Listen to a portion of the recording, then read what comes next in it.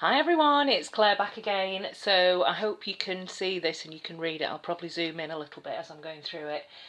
This is going to be a long video, so grab yourself a coffee. I know people say that they quite like long videos from me, but it's just that personally I think it's just I get too distracted by other things, and unless I'm cleaning, that I enjoy listening to a long podcast or something when I'm cleaning. And if you're listening to this while you're cleaning, you've missed a bit at the back.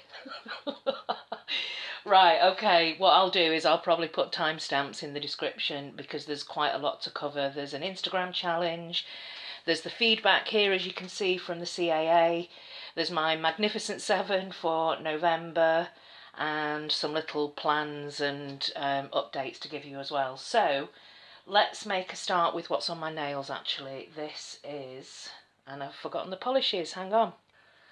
Here we go, totally unprepared for this. I do usually prepare a bit better for the Magnificent 7. This is China Glaze Don't Be a Snowflake, which I picked up in the Nail Polish Direct Black Friday haul. And this is on these two nails here. This is 3 coats, so as you can see, you can still see a little bit of the nail line. Somebody had put in the comments to put it over a very, very, very pale grey, and I think that's probably what I'll do next time because look, it's quite thick. In the middle here is the beautiful Ada's Nails First Frost, which if you haven't seen my Ada's Nails Christmas collection video, go and check that out. I don't know how to put cards and things up here. That's something that I'm hoping to learn a bit more about next year. Yeah, this is day 1 of the 31-day holiday challenge, I think it's called. I'll put the hashtag here. So it's an Instagram challenge, nail art or just nail colours, whatever your concept is. There's several prompts. I'll put that in here.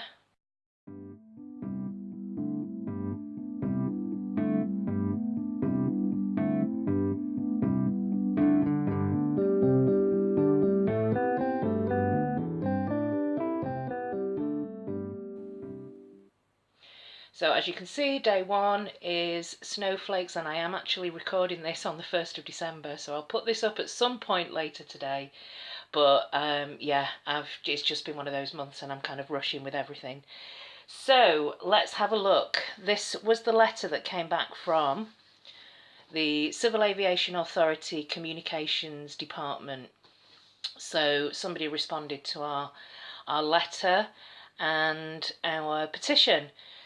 So at first I was a little bit concerned because it's just literally one sheet of paper, and I thought, no, they're just going to fob us off. But I think there's hope to be had, and we'll see that when we get to the end.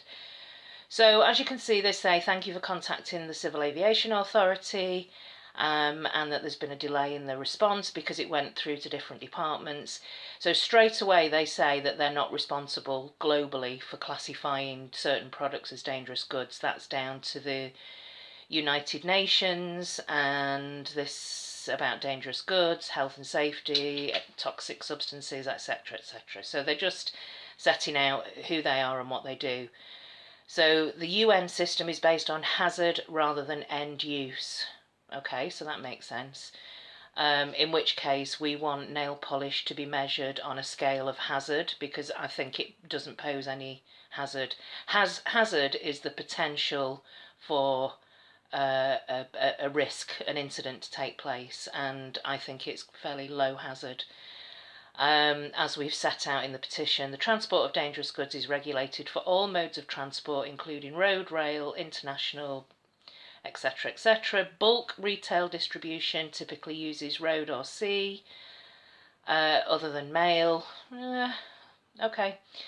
The International Civil Aviation Organisation, so the ICAO, so this is the global version of the Civil Aviation Authority in the UK, determines whether or not it's appropriate for dangerous goods to be transported by air, and if so, determines conditions necessary for them to be carried safely on aircraft. So it goes on here to say that all states across the world engaged in international air transport are obliged under this global organisation to apply these standards around dangerous goods. Another UN agency, which is the Universal Postal Union, determines whether dangerous goods can be permitted in the mail by any mode of transport. So that's ground mail, for example. These judgments are taken into account take into account the relative absence of controls over mail when compared. So basically what they're doing is they're separating themselves from what the mail decide to do. For example, mail can be posted in a post box with no requirement for an airway bill that identifies the shipper.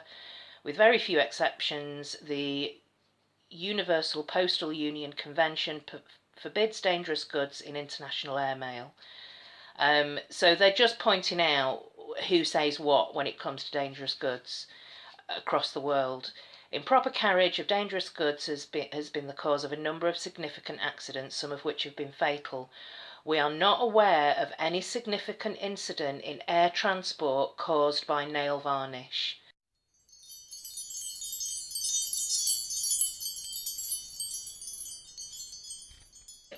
However, the dangerous goods regulations applicable to each mode of transport are in place to prevent incidents and accidents rather than react and respond to them. So what they're saying there is we have these safety measures in place in case, rather than to respond to something that happens.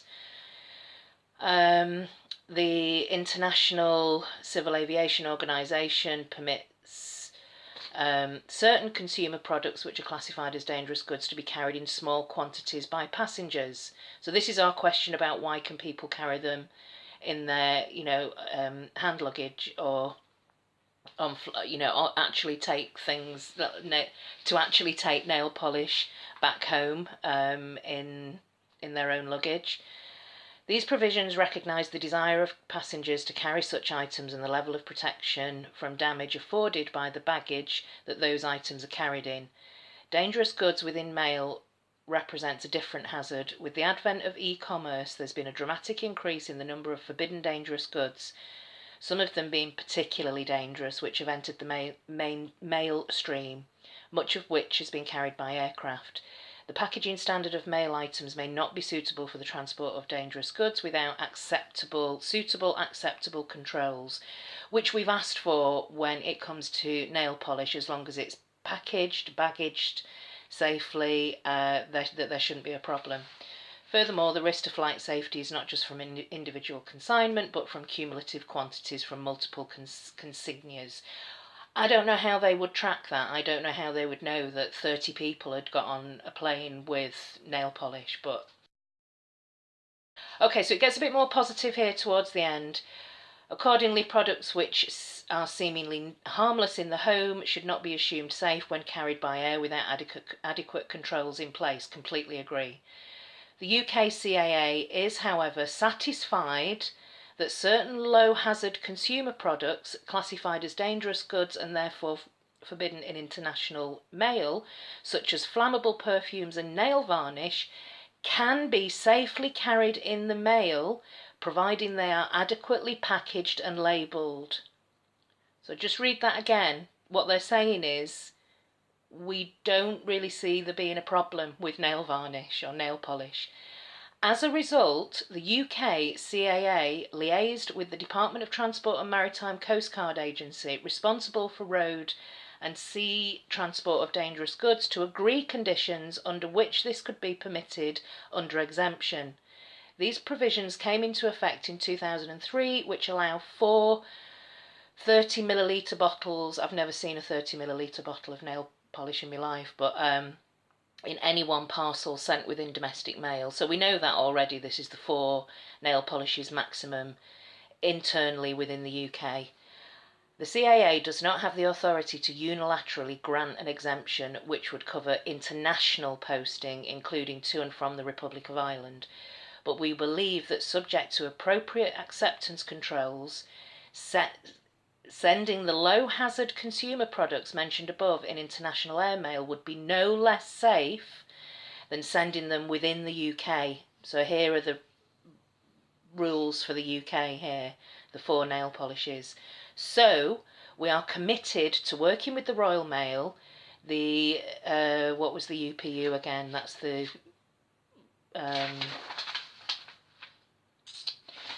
Universal Postal Union, and the International Civil Aviation Organisations. So they're committed to working with these organisations with the aim of allowing this. If achieved, it would be for the Royal Mail to decide whether to implement the controls necessary to allow any new provisions to be made available to its customers. So a slight get-out clause there is which they're saying it's up to Royal Mail to decide how they would change the rules. Now, what Royal Mail Dangerous Goods Department have told me previously is that they would love to be able to ship nail polish internationally because it's more income from that for them.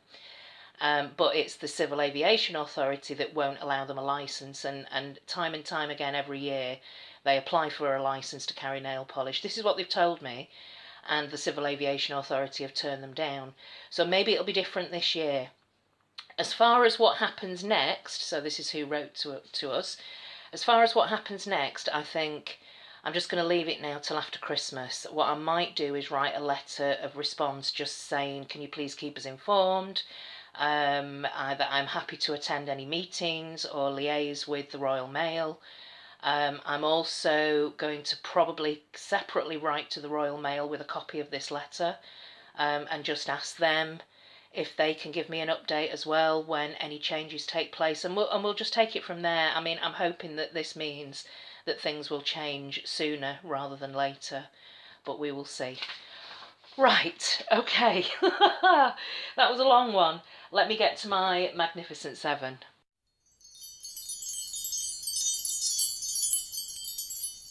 This is my first polish, which I picked up from H&M. It was a recommendation from Ruby, Off the Grid, and it's a beautiful, dark, greyed out. It's kind of khaki, but it does look a little bit brighter in the camera there. It's absolutely beautiful on the nails, and it's exactly the type of green that I love all greens, but I've got a soft spot for these kind of softer, neutral, greyed out greens. And this is what it looks like on the nail. Next up, we've got, I'm obsessed with this brand at the moment, and this was Purple Ash. I know that Helen picked this up as well from the autumn collection. Oh, I wish I'd been able to get the whole collection actually, but this was a great one to get. It's a beautiful lilac, but it's a very greyed out muted lilac, perfect for autumn, and it's super holographic. There's just something so comforting about wearing this. Yeah, I absolutely love this shade. Next up is a really unusual polish. This one was sent to me, for me anyway. This one was sent to me by Anna Vestin, and you're not going to believe what I'm going to show you actually. You know, I usually show you these kind of muted, neutral kind of colours. This is Drop the Mic, and I kind of forced myself to wear this. I don't know if it's because I've got longer nails and these types of shades just seem to suit these kind of longer nails, but I can't say that I didn't enjoy wearing this. I really did. It is out of my comfort zone. It's a deep cerise pink with a pink flash, and it was just really fun to wear and beautiful on the nail. So yeah, can't believe that this has made my Magnificent Seven, but it has. So yeah, well done for pushing me out of my comfort zone, Anna. Next up is Pretty Serious Blood of Knossos, and I've had this for quite a while. I've had a couple of Pretty Serious that have not been that impressed with the formula, so I kind of hesitate pulling Pretty Serious off the shelf, but this one was a beautiful formula, and it's got this kind of crushed flakes and a shimmer in this beautiful gold, deep gold green shade. It's just phenomenal on the nail, and it's different to any green that I've got. So this is Blood of Knossos.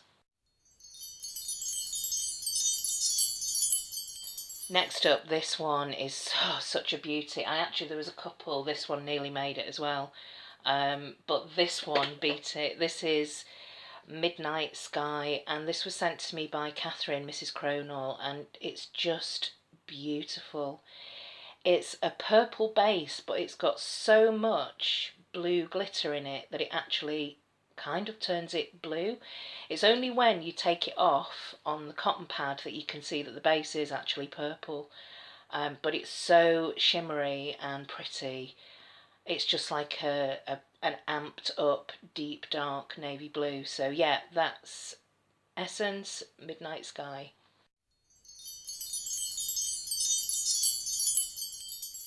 Next is this beautiful teal. So if you're a teal fan, I would definitely recommend this. It is Satin Sister from Essie. I've got a couple of really good teals actually from Essie. The other one is Poolside Service, which is a little bit darker. And this is just a little bit more saturated. It's beautiful, fantastic formula, great finish, and I just really enjoyed wearing this one. So this is Essie Satin Sister. And finally, this is looking a lot more pink, but let me just see if I can get that shimmer. It's beautiful blue shimmer.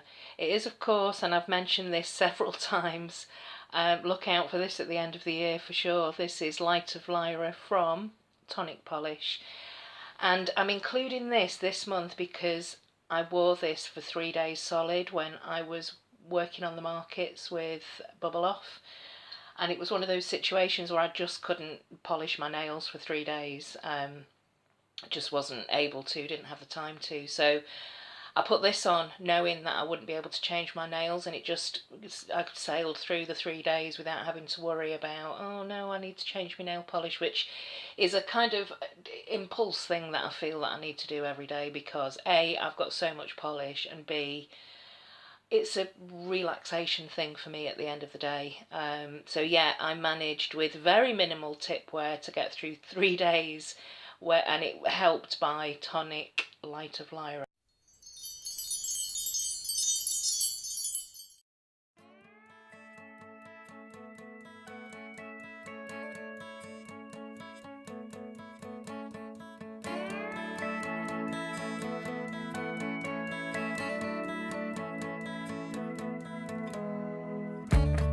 Down the awkwardness, put on my boots and a lily white dress. A million words, but how to express what I'm feeling when I see you. You flash a smile, I'm like, is this happening? I look your way and then of course drop everything. You walk over. So that's my Magnificent 7 and some of the nail art that I tried this month. Obviously I'm going to be trying some more nail art. This is vinyls, actually, the snowflakes from Polish Pony, Lanica vinyls. And this one I did okay. This one was a little bit smudgy. But yeah, I do enjoy playing around with different nail art techniques, and the vinyls are kind of new to me. So what have I got coming up next month? I've got some updated collection videos, so I'm going to be doing an updated OPI, Essie and China Glaze. I've got some nail art, I've got some Clare Compares. We're going to be doing Over the Rainbow on Christmas Eve with Green, and there's going to be some collaborations as well at the end of the month. So the usual. I'm going to be uploading as of Monday 4 times a week. It's just to try and fit everything in before the end of the month. So Monday, Wednesday, Friday, Sunday I'll be uploading, so you'll be getting 4 videos a week from me throughout January. And yeah, the other thing to let you know is I'm not going to be doing any more Marwyn dedicated Marwyn update videos. It's just a little too much, and I always forget to take the camera with me whenever we do anything or go out anywhere. He's doing physio once a week now. His recovery can be extended. What the physio was saying is there may be improvements throughout the next 12 months. So there are still improvements to be made.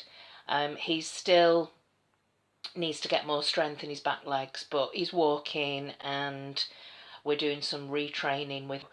that's a Marwyn update. If there's anything significant that happens, I will update you obviously on this channel. And the next video that will be coming out is, look at this huge box that's just arrived from Sister Chic. This is massive.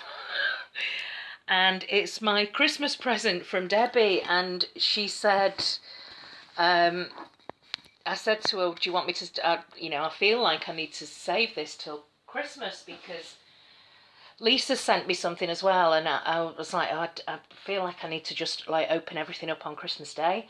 And Debbie said, no, you can open it anytime, don't worry. And I'm so excited about it that I've decided I'm going to film it straight after this video. So this should be up tomorrow, Sister Chic unboxing, and let's see what Debbie sent in that huge box.